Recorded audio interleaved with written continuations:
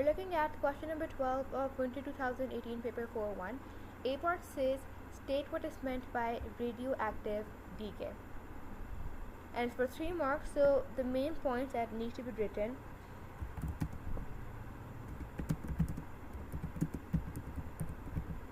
It is the spontaneous emission of radiations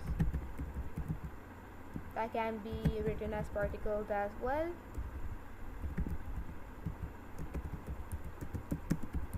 From an unstable nucleus.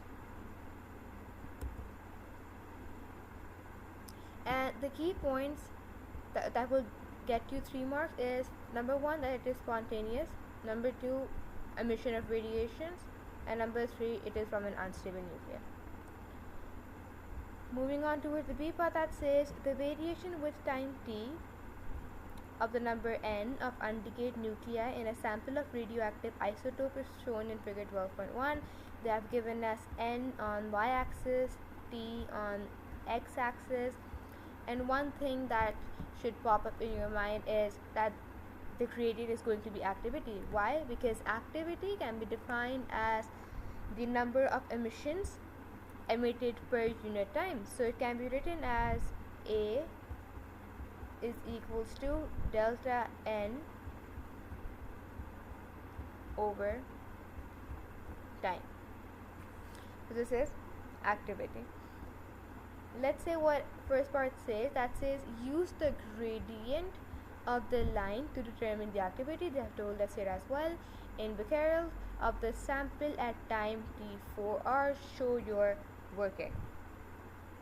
So what we will be doing is that we go back to the graph, and this is 4 hours, and this is the point where you're going to take your scale and draw a tangent here, a very straight line, and then you can just choose any 2 points and find the gradient through y2 minus y1 over x2 minus x1, and the answer you should be getting should be near 1.3 into 10 raised to the power 6.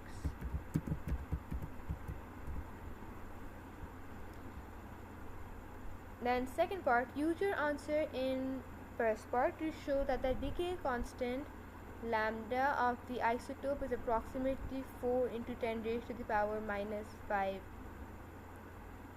per second. They have given us the activity, so what we can do, we can use the formula A is equals to lambda into n. We have activity, which is 1.3 into 10 raised to the power 6. We have to find the decay constant, and how do we find n? In the first part, we found the activity at time 4 hours. When you go back to the graph, and you will see at 4 hours, the value of n that you're getting is approximately like here, which is 3.05 into 10 raised to the power 10.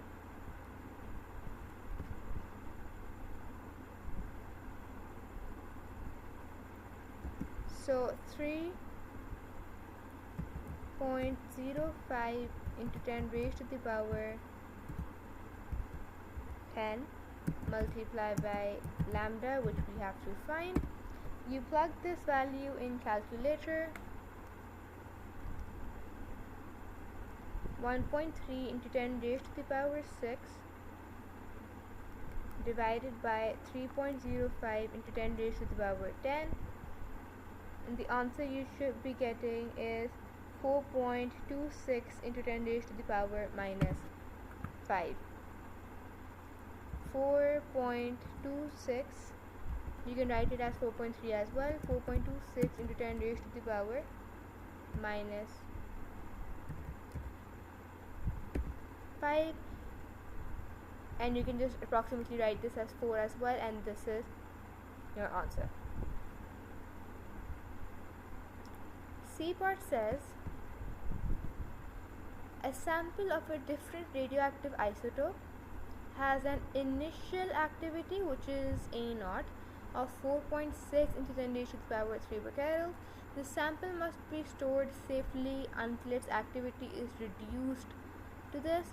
The decay constant of the isotope is 5.5 into 10 raised to the power minus 7 per second. The decay products are not radioactive. Calculate the minimum time in days for which the sample must be stored. So you can see that they have given us A0, then they have given us the final activity, which is A. They have given us the decay constant. So one formula that comes to my mind is that general equation of x is equals to x naught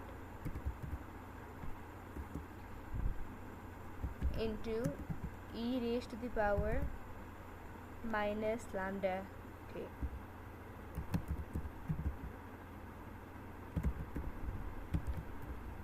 Now this x in the equation can be replaced by activity, count rate, or the number of emissions,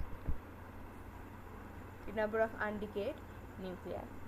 So in this case they have given us the activity, so we know this is the initial activity, this is the final activity, which is 1 into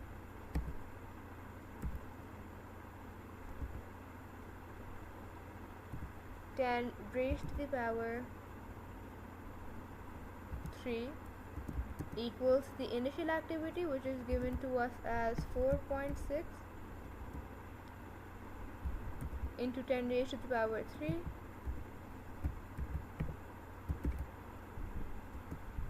into e raised to the power minus lambda t. Lambda has been given to us as 5.5 into 10 raised to the power minus 7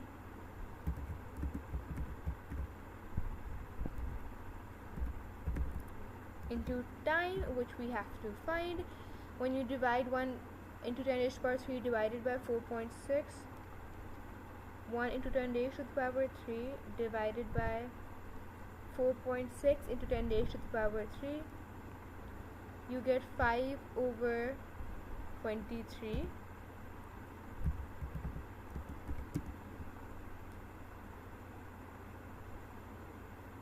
equals this.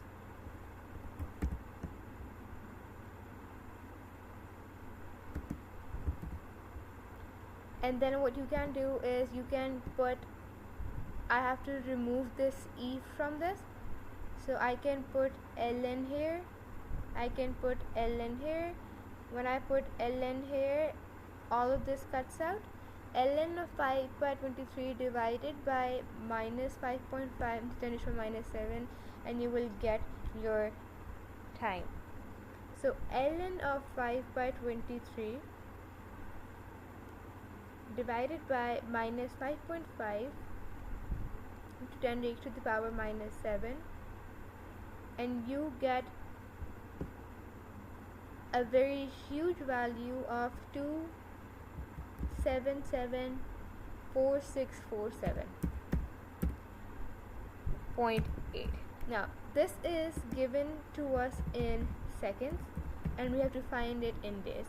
So you divide this by 3600 and then you divide this again by 24 and you get 32.1, so you can write as 32 days, and this is your time in